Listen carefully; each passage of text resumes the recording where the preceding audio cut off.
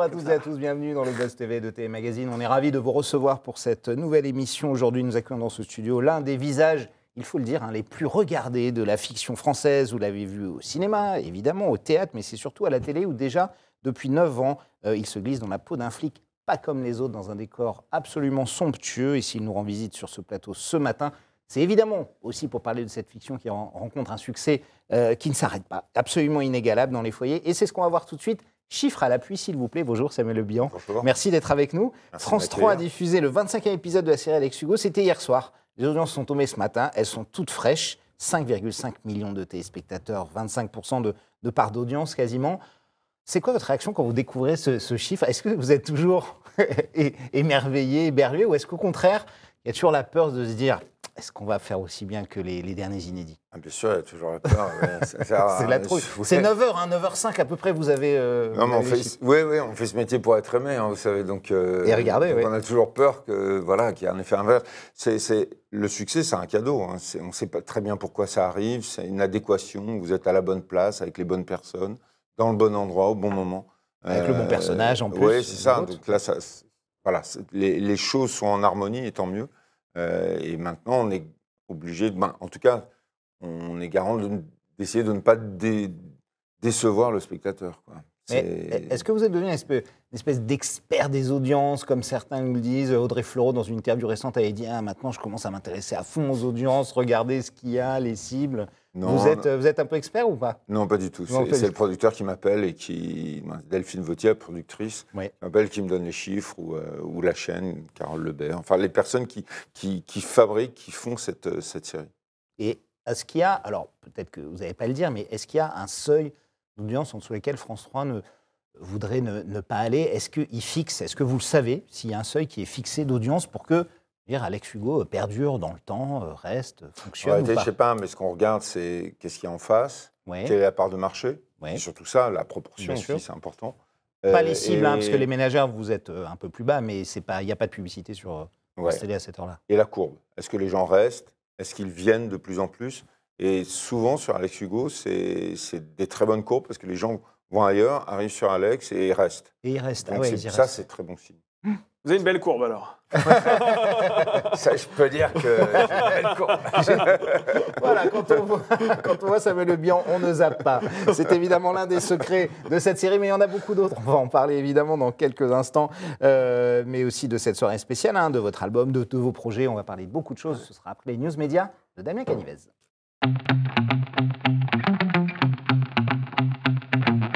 Salut Damien, ça va? Salut Nicolas, bonjour Samuel. Bonjour. On démarre tout de suite avec une info qui vous concerne. Vous étiez dans les manifestations hier, ça va? Pas trop Non, ça va. Les yeux un peu rougis quand même. Les yeux qui piquent encore un peu ce matin. Et on parle de ces deux journalistes de BFM, malheureusement, qui ont été agressés. Oui, hier, la chaîne d'information en continu a largement consacré son antenne à la 10e journée de mobilisation contre la réforme des retraites. Plusieurs équipes de BFM TV étaient sur le terrain dans le cortège parisien qui s'était lancé à 14h place de la République, direction place de la Nation à Paris. En milieu de parcours, des incidents se sont produits. Des militants radicaux de l'ultra-gauche ont pulvérisé des vitrines, des affrontements avec les forces de l'ordre ont éclaté. Et c'est à ce moment précis que 2 reporters de la chaîne Info, ainsi que leurs agents de protection, ont été pris à partie par une dizaine d'individus. Dans un premier temps, ils ont été bousculés, intimidés, puis quelques instants plus tard, alors qu'ils s'étaient écartés pour des raisons évidentes de sécurité, un groupe composé d'une vingtaine de manifestants a agressé l'un des 2 journalistes. Il tombe au sol, perd sa caméra et reçoit plusieurs coups, alors même qu'il est au sol. Finalement, d'autres manifestants leur ont porté secours et ils ont réussi à être exfiltrés de la manifestation. Samuel, est-ce que ça vous inquiète, cette espèce de climat d'extrême tension qu'on sent en fait en ce moment en France, ou est-ce que vous essayez de ne pas trop être dedans, vous ne le ressentez pas trop, ou malgré tout il y a plein de choses qui s'entrecroisent, qui s'entremêlent, mais ce qu'on constate surtout, c'est qu'il y a une grande précarité qui est en train de se mettre en place, avec l'inflation, avec tout ça. Les Restos du Cœur nous annoncent qu'ils n'ont jamais eu autant de monde et aussi rapidement. Vrai, ouais. Et je crois que les gens se sentent écrasés par la vie, et au moment où on va dans la rue, c'est le moment où on peut exprimer sa colère aussi. Donc évidemment, il y a ceux qui sont là pour casser et qui s'orientent aujourd'hui sur les journalistes, ce qui n'était pas le cas avant. Donc la presse était plutôt protégée parce qu'ils relataient l'événement, ils relataient cette colère. Aujourd'hui, maintenant, ils sont pris pour cible. Oui, autant que les politiques, d'ailleurs, quasiment. Oui, on constate aussi beaucoup de violence sur les administrés. Notre société devient devient plus violente aussi. On le voit sur les réseaux sociaux, c'est un peu radical. C'est-à-dire que là, on constate que on passe très vite en mode agressif. Et c'est le monde dans lequel on évolue, hein, qui est un peu partout dans le monde d'ailleurs. Il faut faire avec, il faut se débrouiller avec ça. Mais surtout, je me dis, c'est aussi le monde qu'on laisse à nos enfants. Alors, comment est-ce qu'ils réagissent? Est-ce que ce monde leur fait plus peur qu'il ne nous faisait peur à nous? Ce qu'on constate, c'est que les enfants sont moins riches que les parents. Avant, on se disait, tiens, je fais ma vie, je vais devenir plus riche. Non, là, si on n'a pas des parents qui ont accumulé un petit peu dans des biens immobiliers, ben, on a plus de mal à acquérir quelque chose. Derrière, c'est sûr. Donc ça, ce sont des chiffres. On voit que le monde est plus difficile. Ouais. Mais au-delà de ça, les manifestations, les grèves contre cette réforme des retraites, vous la comprenez ou vous avez Si on a la qualité de vie qu'on a en France aujourd'hui, c'est parce qu'il y a des gens qui sont allés dans la rue et qui se sont battus pour les congés payés, pour tout un tas de choses. Et aujourd'hui, si on a un cadre qui est envié dans le monde entier, parce qu'on a des avantages sociaux en France qu'on n'a pas nulle part ailleurs dans le monde. Oui. C'est grâce à ces combats qui ont été menés par nos pères, par nos grands frères. Donc c'est important, ouais. C'est important ces combats, que les gens manifestent leur mécontentement. Il faut savoir les entendre aussi. Ouais. On poursuit ces infos médias, Damien. On continue ces infos médias. Ça va vous intéresser, Samuel. Le grand retour d'Al Pacino à Paris, la légende Al Pacino. Après un passage très remarqué d'ailleurs à Paris en 2018, l'acteur américain, connu entre autres pour sa performance dans Le Parrain, sera de retour. Entre autres, il a fait 40 000 films fantastiques. Il me faudrait 3 quarts d'heure pour citer toute sa filmographie. Il sera de retour dans la capitale, donc ce sera le 25 avril prochain dans la salle Pleyel, date à laquelle d'ailleurs il fêtera son 83e anniversaire. Alors au cours de cette soirée, Al Pacino partagera avec le public parisien des confidences autour de sa vie, entièrement consacrée au cinéma et au théâtre. Il va illustrer également ses anecdotes avec des archives personnelles inédites, mais aussi des extraits de ses films cultes, de son enfance chaotique dans le Bronx à ses rôles mythiques. Le comédien reviendra sur une carrière incroyable en jouant aussi ses souvenirs. Prix des places, tenez-vous bien, 49 € pour les moins bien placés. Et pour ceux qui ont la chance d'être en VIP, par exemple, ce sera autour des 500 €. Ah ouais, quand même. Voilà, Il va falloir casser la tirelire, monsieur. C'est pas donné. C'est évidemment l'un des plus grands acteurs vivants aujourd'hui, Al Pacino. Vous, Samuel, est-ce que dans le métier, il y a quelqu'un, un mentor, un modèle qui vous a donné envie de faire ce métier ou qui vous a aidé, poussé oui, Al Pacino en fait partie, avec De Niro, avec toute cette génération. Dans ces modèles-là, oui, bien sûr. Cinéma des années 70. Mais j'aime bien picorer à droite à gauche. Maintenant, je vois surtout... des fois, je vois des trucs par mes copains qui jouent dans les films. Je me dis, mais comment il a fait ça, quoi. Quand je vois Gilles Lelouch dans Bac Nord, où tout d'un coup, il y a une façon d'aborder le rôle, des scènes. Je me dis, mais est-ce que je ne suis pas sûr d'être vraiment capable d'aller aussi loin dans le jeu. Oui. Donc, je suis impressionné, j'essaye de comprendre et de m'inspirer, de voir comment je peux progresser aussi. Et du coup, vous, il y a quelqu'un qui vous a poussé au départ, qui vous a aidé. Il y avait Patrick Devers, moi, quand j'étais jeune, c'est Patrick Devers, de Depardieu, bien sûr. Mais Patrick Devers, il avait quelque chose, je ne sais pas pourquoi on se sentait assez proche de lui, peut-être parce qu'il avait une espèce d'hypersensibilité. À la fois, fleur de peau, comme ça. Oui, on sentait une violence énorme en lui et en même temps beaucoup de fragilité. Je crois qu'on était assez sensible à cet acteur. Oui. Il nous a beaucoup inspiré. Un acteur extraordinaire en plus, effectivement. On termine, Damien, avec le chiffre du jour, c'est 6 000. Alors, c'est 6 000 divisé par 10. C'est pas votre salaire, non, malheureusement. J'aimerais bien, ceci dit. Notez-le sur un coin de votre feuille. Non, c'est 600. En fait, c'est vrai que j'ai rajouté un zéro. C'est bien le 1er avril. Moi, j'ai décidé de vous faire des petites blagues, là. Vous voyez, le 1er avril approche. Alors, c'est en mètres carrés, 600, la surface sur laquelle les présentateurs des JT d'M6 se déplaceront à partir du lundi 17 avril prochain. La direction de la chaîne a décidé de moderniser les 12h45 et 19h45.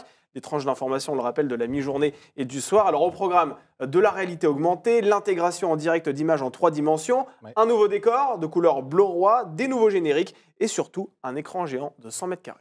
Ce sera dans 15 jours. Oui, exactement. Les nouveaux JT. L'actu, j'imagine que vous la suivez, elle est anxiogène. On parlait de la guerre, des réformes, la guerre en Ukraine, et l'affaire Palmade aussi récemment. Vous la consommez, l'actualité, comme ça, j'allais dire par intérêt, ou est-ce que vous essayez de vous en éloigner un peu? C'est vrai qu'elle est difficile de temps en temps. Il faut se tenir au courant, il faut savoir ce qui se passe, ça c'est important. Ensuite, il faut faire gaffe parce que ça joue aussi énormément sur nos impulsions un peu primaires, c'est-à-dire que, je ne sais pas pourquoi, il y a une espèce de dégagement d'adrénaline sur le fait d'avoir peur, de se dire tiens, c'est dangereux, c'est à côté. Donc, ce côté un peu anxiogène aussi est un peu excitant. Et j'ai l'impression que les médias jouent avec ça, avec ma curiosité naturelle. Et vous laissez prendre comme ça? Non, justement. Non, quand même.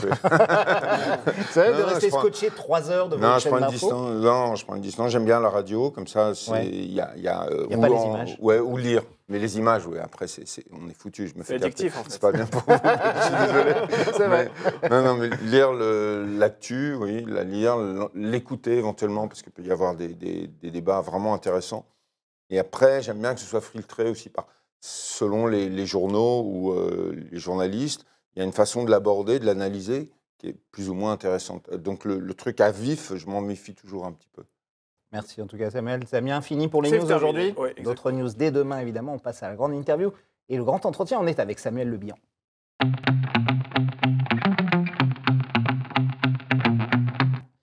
France 3 a diffusé hier un nouvel épisode d'Alex Hugo en prime time, un carton d'audience, évidemment, on en a parlé.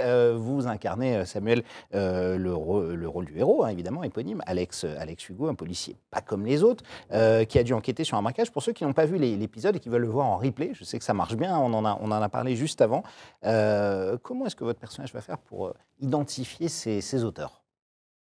Ces auteurs, c'est-à-dire les auteurs du braquage, évidemment. Les auteurs de ce braquage. Vous voulez que je spoil l'histoire? Non, vous allez nous donner envie, juste pour ceux qui n'ont pas revu. Alors, spoiler, c'est déjà passé. Et pour ceux qui n'ont pas revu, comment Alex Hugo va s'attaquer à ce braquage qui est un peu différent des autres. Ouais, mais moi, ce que j'aime bien, c'est le sujet qu'aborde cet épisode. C'est tellement terriblement dans l'actualité. La pauvreté, on parlait de la précarité, de la pauvreté. Pareil que dans les manifestations. C'est du vol de nourriture. Oui, ils volent de la nourriture pour le redistribuer. Ouais.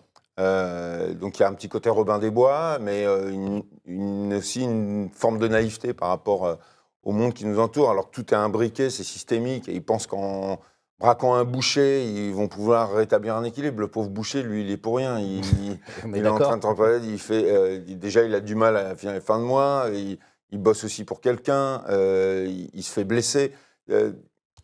Mais ça raconte aussi cette envie d'améliorer notre société et à quel point c'est difficile. On le voit dans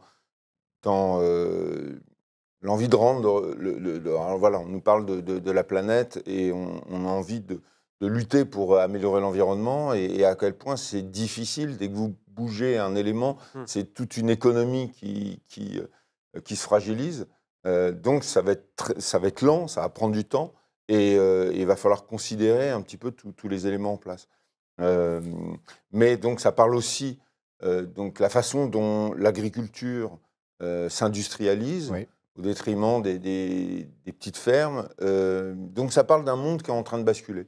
Est-ce qu'il y a des sujets de société, des thèmes de société brûlants qui vous touchent plus que d'autres? Vous avez parlé de l'écologie, vous avez parlé de la pauvreté. Est-ce qu'il y a vraiment des sujets dans lesquels vous retrouvez à titre personnel? Et on a beaucoup abordé dans Alex Hugo d'ailleurs. Oui, il y en a beaucoup. Beaucoup de thématiques. Alors moi, je suis assez investi dans l'écologie de façon associative, dans le handicap aussi. Oui. La pauvreté, l'alimentation, j'étais au conseil d'administration d'Action contre la faim pendant plusieurs années. Donc j'étais assez investi aussi sur le sujet, je me déplaçais aussi sur le terrain.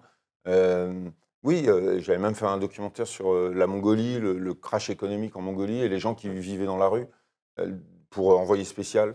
Oui. Donc, ce sont des sujets qui m'interpellent, c'est-à-dire c'est la façon dont notre monde évolue, mais de quelle façon il évolue, et c'est surtout, on se rend compte à quel point, en tout cas, la France est un pays extrêmement protégé par rapport au reste du monde, qui est, je trouve, beaucoup plus violent. Mais oui, je suis touché par... je dirais par la difficulté, par la façon dont l'injustice de la vie, en fait. Qui regroupe une grosse partie des sujets de société, effectivement. Oui, voilà. Et comment on fait pour... on se retrouve sur ce monde-là et puis on n'est pas né au bon endroit ou alors pas de la bonne façon. Si jamais on est handicapé, c'est beaucoup plus compliqué. Bien sûr. Donc, je suis assez touché par ça et j'essaye de voir comment moi, à mon niveau, je peux essayer de rétablir un petit équilibre. Alors, un petit mot sur Alex Hugo, effectivement, et ses nouveaux épisodes. C'est 3-4 épisodes à peu près par an, pas beaucoup plus, Samuel. La raison principale, c'est quoi? C'est du temps, c'est vous voulez des choses de plus grande qualité, parce que j'imagine que, vu le succès, on pourrait vous pousser à en faire plus. On a tenté 4, mais en fait, c'est la qualité de l'écriture, le plus difficile à tenir. Donc on est revenu à 3 et là on va passer à 2. Vous êtes beaucoup plus exigeant, donc ça prend plus de temps, c'est ça? Oui, ça demande, si on veut des bonnes histoires, vous savez, c'est un format assez particulier parce que c'était pas fait pour être une série. C'était un téléfilm, un unitaire d'une heure et demie, comme un petit film, qui a beaucoup plu. Donc on en a fait un deuxième, puis un troisième, et ainsi de suite. Et c'est devenu ce qu'ils appellent une collection. Et aujourd'hui, on l'appelle une série. Et aujourd'hui encore, en fait, on doit le faire comme des artisans. Il y a vraiment le temps de l'écriture, avec le temps des repérages pour construire cette histoire. Donc si on veut tenir un niveau de qualité, si on ne veut pas décevoir le public, rentrer dans un système, se répéter, on est obligé de prendre le temps de l'écriture, du développement. Donc c'est volontaire. Hein, oui, tout à fait. Ouais. Nicolas l'a dit tout à l'heure en introduction, ça fait près de 10 ans que vous campez ce personnage. Comment vous qualifieriez la relation que vous avez tissée avec lui? J'imagine que vous le connaissez mieux qu'avant maintenant, cet Alex Hugo. Est-ce qu'il vous ressemble de plus en plus qu'au départ en tout cas? Est-ce qu'il y a plus de... Oui, je l'ai ramené à moi. Et puis moi, je suis aussi allé vers lui. Enfin, il y a une rencontre qui s'est faite comme un copain, un super copain avec qui vous avez envie de partager des choses et qui vous inspire surtout. Parce qu'il m'inspire sur son idée de la justice, sur la liberté, ce qu'il arrive vraiment à créer. Alors, c'est presque trop. C'est-à-dire que lui, il se permet de partir, de ne plus donner de nouvelles, de ne pas parler aux gens. C'est presque un fantasme de liberté que je pourrais avoir, vivre dans la nature comme ça. J'adorerais. De tout plaquer pour disparaître, c'est ça? Pas tout plaquer pour disparaître, mais peut-être pour faire le tour du monde. Ah oui. Et je suis dans un système aujourd'hui où je peux pas m'éloigner, je peux pas m'en échapper. C'est pas si simple.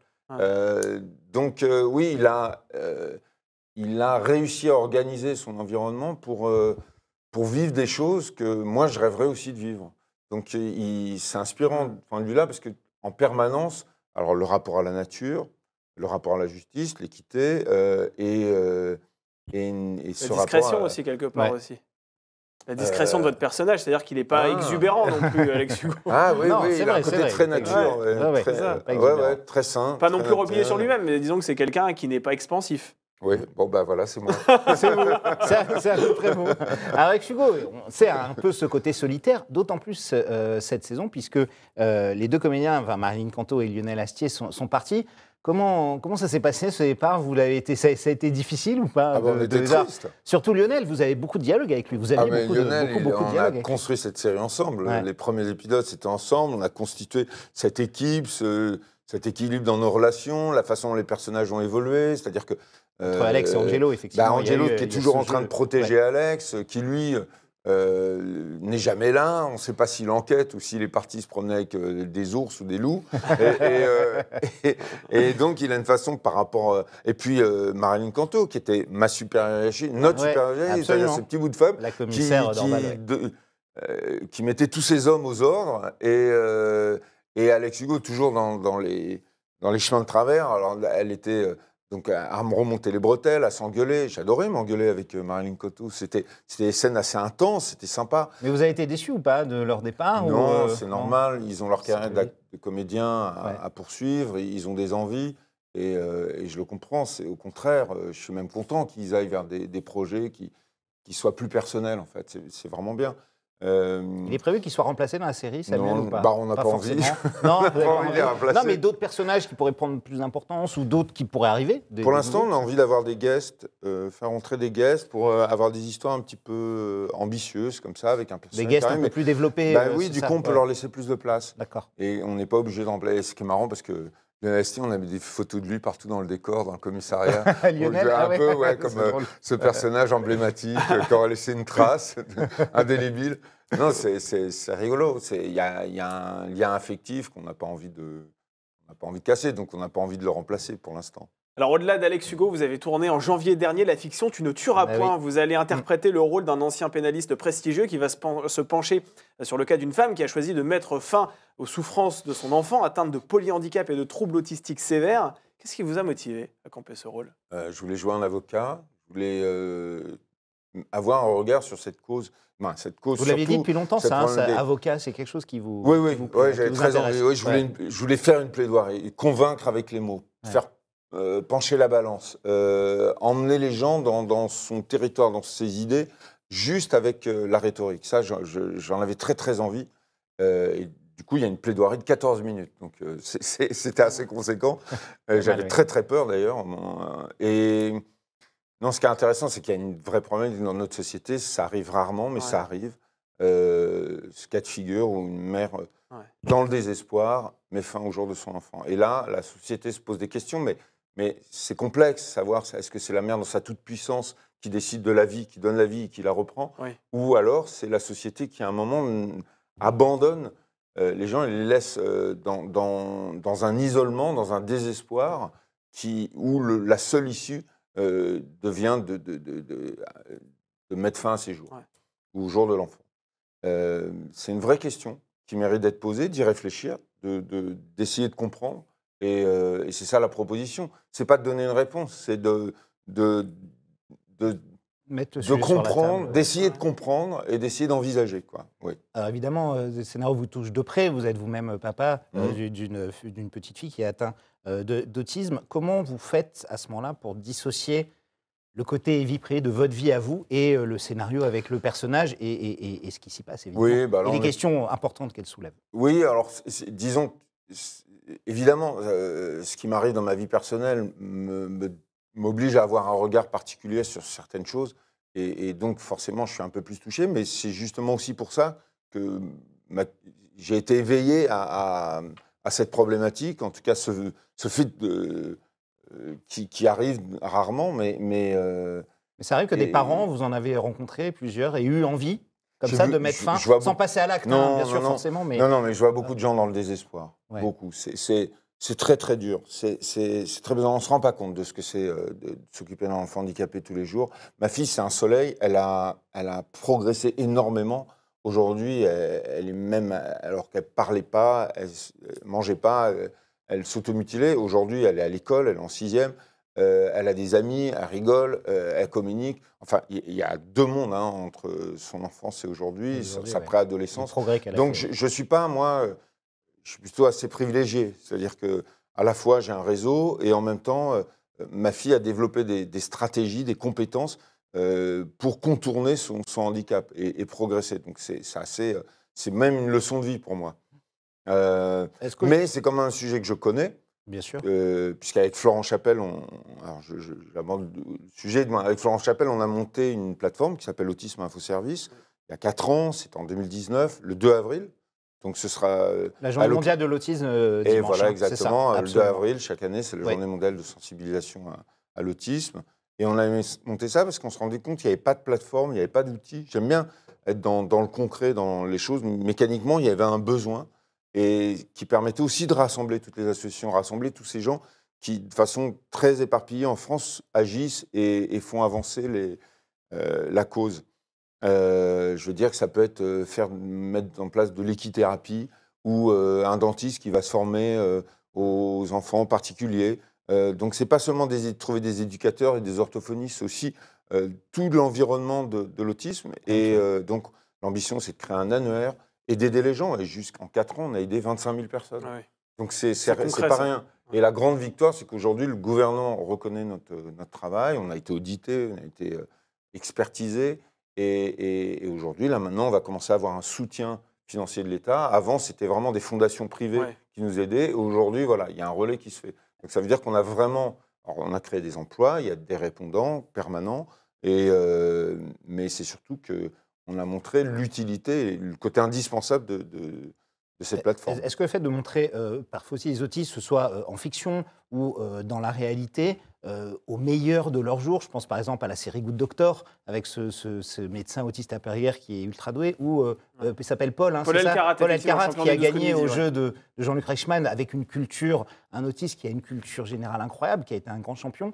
C'est important qu'on les voit aussi dans la vie, comme ça, gagner des jeux, faire des fictions, vivre, faire comme ça. Oui, alors, voilà, on a le fantasme de l'autiste super intelligent, super doué, parce qu'il se focalise sur un domaine et en devient expert. Mais c'est Rainman. C'est trop cliché pour vous? Non, c'est pas cliché, ça existe, mais c'est une très petite partie, c'est une infime partie. Et c'est pas la partie la plus complexe pour vivre avec. En vérité, à plus que 90%, c'est surtout un handicap lourd qui complique la vie des familles et qui demande une attention de tous les instants. Donc, c'est pas comparable. On peut pas En fait, je pense que dans l'avenir, il y aura plusieurs catégories. On appellera plus ça autisme. C'est les Asperger, c'est vraiment particulier. Et les autistes, tels que ma fille fait partie, c'est encore un autre domaine. Donc, alors, de toute façon, c'est important d'en parler. C'est important pour comprendre, parce qu'on est dans un monde où on cache la vieillesse, on cache les maladies. Avant, on vivait tous ensemble. Il y avait le vieux, le jeune. Dans une famille nombreuse, il y avait toujours des gens très différents les uns des autres. Celui qui était un peu voyou, celui qui était plus fragile, et celui qui pouvait être un peu plus handicapé aussi. Et donc, il faut apprendre à vivre ensemble. C'est essentiel pour... Évidemment. c'est aussi, on ne se rend pas compte, c'est aussi une source de bonheur. C'est-à-dire qu'on a besoin de se rendre compte, de sentir la fragilité de l'existence. Sinon, comment on peut construire comment on peut goûter le plaisir de notre vie. Le plaisir et le bonheur. Ouais, c'est une belle leçon. Merci beaucoup en tout cas Samuel d'être venu nous en parler. Je rappelle évidemment qu'Alex Hugo fait un carton. Vous pouvez aller le revoir encore une fois en replay en attendant les prochains. Et tu ne tueras point, on le découvrira quand à peu près? À l'automne, je pense. Automne? Oui, sur à l'automne. France Télé. Sur France 2. France 2. A priorité France 2. Ce sera à l'automne. Bon, viens, on va nous en parler. Ce sera avec plaisir. Avec plaisir. Damien, nous, c'est fini pour aujourd'hui. On se retrouve demain. Jérémy Ferrari sera notre invité. Ah, l'humoriste, absolument. Ouais. Pour les duos impossibles. Absolument. Ce sera demain. Haute type, haute salle, autre ambiance. En tout cas, on compte sur vous, évidemment. Merci de votre fidélité et bonne journée.